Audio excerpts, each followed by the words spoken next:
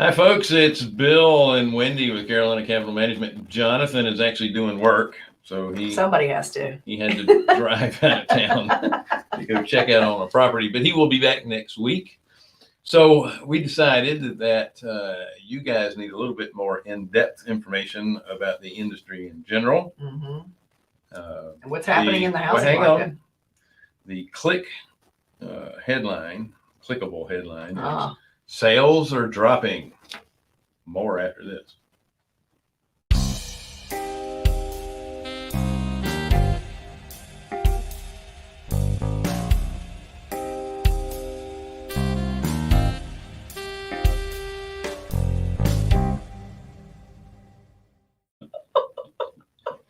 Love that smile. Oh, it's a donkey face. You calling me a donkey face? That was me. Sure. No, you're the other end. I think that's called the ass. Thanks for joining us on the Real Estate Investor Show. Hard money for real estate investors. We are Carolina Capital Management. We are lenders in the Southeast for real estate investors. If you are interested in borrowing money, just go to carolinahardmoney.com and click on the Apply Now tab. If you're a passive investor looking for passive returns, then click on the Accredited Investor tab. And don't forget to like, share, subscribe, hit the bell. Bing. Lastly, but most importantly, don't forget to sign up for Wednesday with Wendy.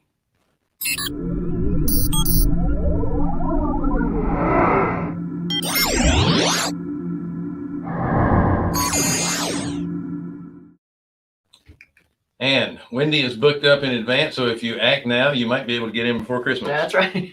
I am booked up through, I think September 22nd was the most recent date that I saw that was open. And I'm excited about it. I mean, I talk to like 6 people every Wednesday. That's awesome. Yeah, it's pretty neat. Well, by the way, we have a comment section on the right-hand side of the screen or underneath, if depending on your platform. So if you have any questions, don't hesitate to shoot them in here. We'll be happy to answer those. And also, a link to Wendy's calendar for those Wednesday events is there as well. That's right. Again, she devotes 30 minutes to each person that signs up via Zoom or FaceTime, or if you don't want your face, then she'll talk to you. You can do it with no video. Via phone. Yeah. I don't like that though. I like that the face contact. That's good. The old-fashioned way. Yeah, and I started that really because I call it tithing my time, because so many people gave to me. I mean, I would not be anywhere near as awesome as we are right now if I didn't have the people around me that were teaching me and encouraging me. And I like that. I wouldn't be anywhere near as awesome as we are. Have to give credit elsewhere too, right? That's true. It's a team effort. It is, and even though I'm the smartest man alive. and truly to be good at investing and even figure out your career, the directions you want to go in, and it does take a village. It takes other people who have been through all kinds of things, and I like to take advantage of my brain trust. I got a big one around me, and I share them with the people we talk to. Speaking of team, thank you, Andrew, for that comment. Shout out to Melanie. Shout out to Melanie Bell with Carolina Hard Money. As we speak. Yeah, Melanie rocks. She rocks. So you're listening and signing closing documents at the same time. That's awesome. What we like. That's right. That's exactly right. So, let's talk about the Where's industry. Waldo? Where do you want to? Oh, where would you like to start? There's a lot going on. Well, let's we can talk about the industry first, and then we'll talk about where I've been lately. You know what? Let's talk about where you've been lately. Of course, he's going to do the opposite. It's blue. No, it's red. You have to keep it interesting. That's right. So on the last show, we talked about your short-term thing you were doing, and we promoted it. Yeah. We didn't have any information on how to get any info. That's right. That's right. So I did spend some time last weekend in Jackson, Mississippi, and I left there so excited. I just can't wait to put all the things into place that I learned when I was there. And I was one of the speakers.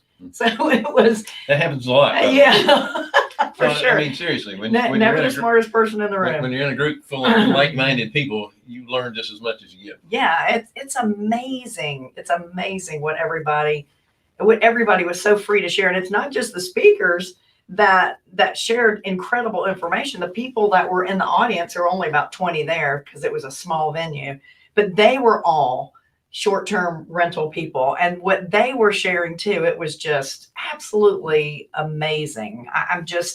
I'm always blown away by the automations that are out there, and just the little things, handwritten cards, things that they do to make their homes even stand out even more. So it was just absolutely incredible. So we recorded it, and the intention was to have 10 hours of recorded videos. But actually it turned out to be about, I don't know, 13, 14. So everybody did 2 sessions. Each of the 5 speakers did 2 sessions. But we also did panels, short term. What are you laughing at? Because most of the people that you do these things with are long-winded, so there's no way they can cut it down to 10. Well, I hate to admit this, but my 2 sessions were the longest of all of them. But we covered financing. I mean, one of them's an hour and an hour and 6 minutes. No, it was actually it was an hour and 6 minutes anyway. But we talked about financing. I mean, I gave names of companies that are now doing short-term rental financing, and talked about what it takes to qualify, whether you're doing short-term rental or long short-term rental financing. So, and that's just a little bit. The stuff that was in there was just incredible from all these folks. We got to see unique stuff like yurts and glamping and dome tents. Yurts are actually the #1 requested item when people go to book an Airbnb. That's #1 requested. Okay. Yurts were #1. Dome tents was #2. Tree houses was one of the top ones too. And there's a lot of tree houses out there. And then tiny houses were like #10. I thought it would have been higher on there. I think they're kind of losing their original appeal.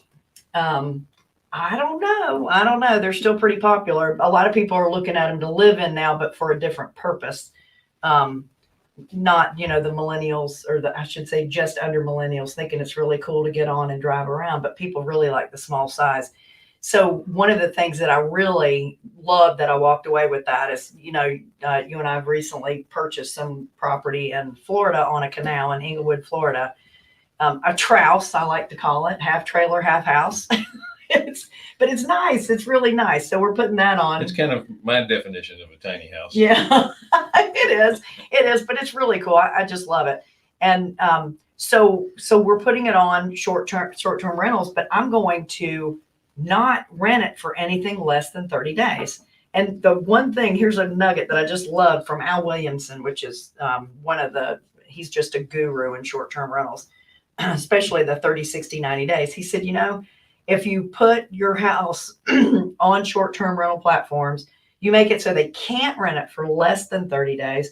And then you've eliminated a whole bunch of competition, because with people who are looking for 30, 60, 90 days, they push that button for 30, 60, 90 days. Right. And all that pops up are the people that are doing the long-term rent. So you've really, the long-term, short-term rent. So you've really eliminated a whole lot of competition by doing that. And I thought, gosh, that's what we want in that Florida property anyway. Well, selfishly, that eliminates the extra week I can sneak down there. Well, that's the other thing that's so cool. So say somebody rents something for 30 days, and then there's a week before somebody rents something for 60 days. So there's another company that will come in called rented.com, RENTED, rented.com, that will come in and look at all those gaps. They'll do it for the shorter term stuff too, but they'll look at all those gaps and they'll get them filled for that portion. I was talking about me filling it. I know. I know, but I'd rather us make the money. Your happiness is unimportant. Sleep on your boat. Anyway, it was just like nugget after nugget after nugget that came out of that. It was just so incredible. So if you would like to buy that, because it is available for sale, you can go to sweetshorttermrentals.com. There it is. It's on the screen there. Sweetshorttermrentals.com. That'll take you right to the order page. It's $197. You'll get all the videos recording that we did. And then there's some, there are also some PDFs that have built in links to different companies that everybody was talking about. That was really good. So Excellent. like rented.com and all these other companies that we talked about that were so awesome. It was really, really good. Companies that provide software and stuff like that. Software, any kind of services. It's really, really cool. Excellent. Yeah. I think the main thing people worry so much about with a short-term rental is making sure they have a cleaning crew and a handyman. Not so much the lawn maintenance and stuff. Right. You can easily find those. Right. It's the handyman to fix stuff. Yeah. And then the cleaning crew. Yeah. Handymen are a little bit easier to find. It's the good cleaning crew. That's the toughest thing. You kiss a lot of frogs to get to the right person. But once you do, and then there are a lot of people who know other people in their towns that have short-term rentals. So we share cleaning. And see, that's part of the thing too, is when you're looking for a good cleaning crew, you want to be able to have them devoted, not just to you, but that be their only job. Right. And gotta keep if them they busy, don't, though. if they don't have enough to do, then That's right. that's not going to be their only job. So it's helpful for you to share them, to bring other people in that can use them for the same thing. So, and help them build their business. right. And so we get back to that attitude of abundance. That's versus right. Scarcity. That's right. And what you're looking for in a cleaning crew is someone that is part of this organization, that is a critical thinker. Yeah. That can walk through the house and say, oh, there's a plate missing. It Yeah. must have broken. Yeah. We need to replace that. There's, getting low on sheets, getting low on pillows, getting low on towels. Because after Right. you've had it for a year, you start missing wine glasses and No, I things get it. like that. And it's up to your cleaner to be able to pick that out. yeah, it's not a big deal. It's just you want to make sure that your guests have That's right. what they need. That's right. It's not costing you that much when you're losing a little bit of this, but you need to make sure you have the That's right. proper supplies. Exactly. And that's, we've got one and I love her. And I'm And not then telling when I would- anybody who she is.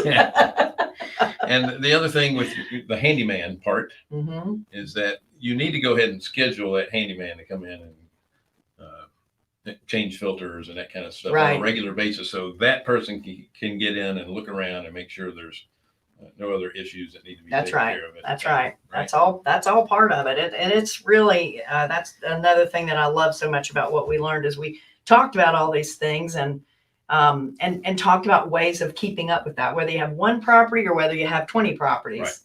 Right. It was awesome.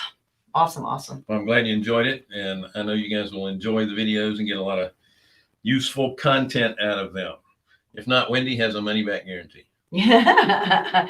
On the same day I did a pre-recording where I was speaking at Juanita Jackson. I see her. She made a comment saying hello. Spoke at her event as well. And that was awesome. She said it turned out to be terrific. And maybe when she does this again, we can get her on so she can talk about her event. All right. Absolutely. So let's get to the industry stuff.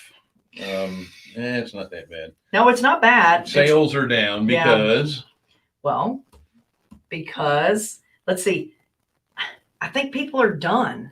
There's so many reasons. Why do you think they're down? Mortgage applications are down because there's limited inventory, and there's people that want to buy. They're just getting frustrated because they can't find out what they they don't want want. to get into the bidding wars. Well, and I think prices have gone up too high for people. They're finally getting smart. They are, Bill, because we've got houses that they're out there, but they're sitting on the market longer. Well, They're then cooling. they're priced too high. Well, that's exactly right. So I think everybody was seeing it. They're buying like crazy, so they're pushing the limits on what they're putting out there. So it's just cooling off a little. And again, it depends on location. Real estate is local. Yeah. And it just depends on where you are. I've got several neighbors that have been there for 20 years or more, and they sold their houses in a week. They're all closing this week. Yeah. That said, if you don't have a place to go, you're not putting your house up for sale. Yeah, either. that's true too. So I got this off of a housing market update. The source is from Redfin, which many of you heard it. So the housing market is showing some cooling trends. It said home sales with a price drop increased to 4% for the first time since September. So what that means is that houses that were on the market, they increased their price. The 4% of them are now decreasing their prices. Pending sales are down 11% from the 2021 peak. Asking prices have been flat since May. Now, that's not really happening around the Southeast. It's because, there are bigger cities that they take all this stuff from, and it's really national that they do it. But we always follow suit, don't we? Here's the thing. Has to get normal at some If point. if your bad news is that asking prices are flat, that's awful, isn't it? Yeah. I mean, you go back a few years to the single digits 2000s. Yeah. Yeah. And then you get into 2010 through 2012. Mm-hmm. You're happy to see this. Well, it has to slow down a little bit because it's got to normalize a bit. Absolutely. But the bad news is still good news. Yeah, gosh, if the bad news is that bad, what's the good news? I mean, there's really, real estate is still the greatest investment you can make. Yeah. It's still a great time to buy and sell property. It's a great time to be an investor.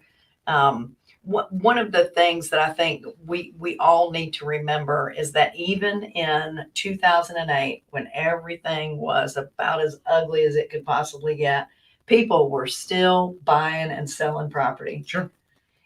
So it's all relative to what's going on around you. Yeah, and I'll give you an example of the first home that I bought. Jimmy Carter was president. My FHA mortgage rate. Dang, you're old. I was 19. Yeah. So I bought very young. But again, interest rates had gone up to 18% after that. Right. So I still got it on the lower end. It wasn't a peak then either. Yeah. That said, I qualified for state bond money to help me with my purchase. Because again, I was 19 years old. I was just out of school and working in my chosen at the time field. Right. And they subsidized your interest rate, Right. not your down payment. Right. Because rates are so low now, they try to subsidize your down payment. Right. Back then, rates were so high, they tried to subsidize your rate, which worked out great. So my actual rate was 7.25%.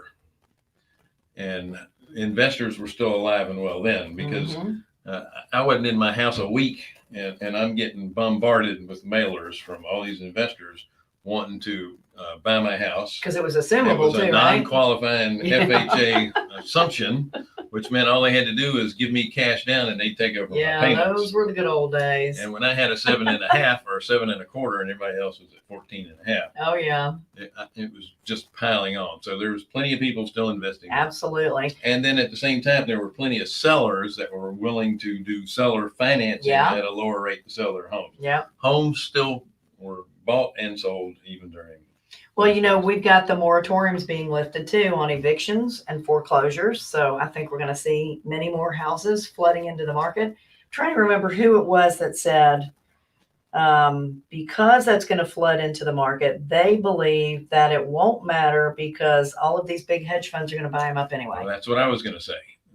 It doesn't. There's not going to be a flood, and even if there is a flood, it's not going to make a dent in prices because. So we don't have to start lining up 2 by 2 and getting on a boat from Yeah, it. no, inventory is still going to be low because hedge funds are buying up these houses just like they had been before, and Yeah. they're paying more for them than they should. So Yeah. they're going to bid up the prices at auction. Yeah, yeah. We'll see what happens. It sure worked for them the last Yeah, the go last around time that they did did it, that. absolutely. It sure did.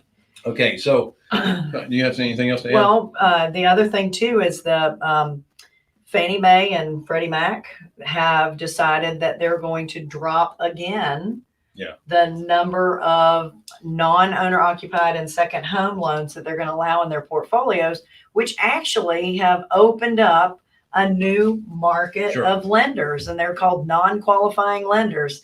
And their interest rates are in the 3s and 4s for long-term buy and hold houses. Yeah. It's amazing. It's amazing that out there. We have a program again, that works for that. If you think about it, it's the same hedge funds that are buying the rental properties. Yeah, so they got all this money.